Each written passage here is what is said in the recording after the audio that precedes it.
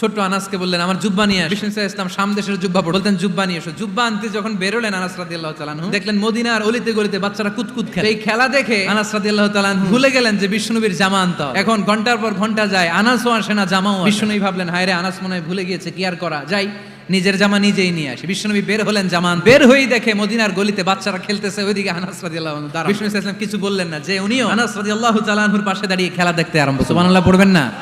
সাইয়েদনা আনাস খেলা দেখতে দেখতে দেখতে দেখতে দেখতে দেখতে হঠাৎ বিশ্বনবীর দিকে চোখ পড়ে। বিশ্বনবীর চোখের দিকে যখন সাইয়েদনা আনাস রাদিয়াল্লাহু তাআলা আনহুর চোখ পড়ে গেছে, সাইয়েদনা আনাস বলে আমার কলিজাটা এখান থেকে এই দিকে চলে আসে।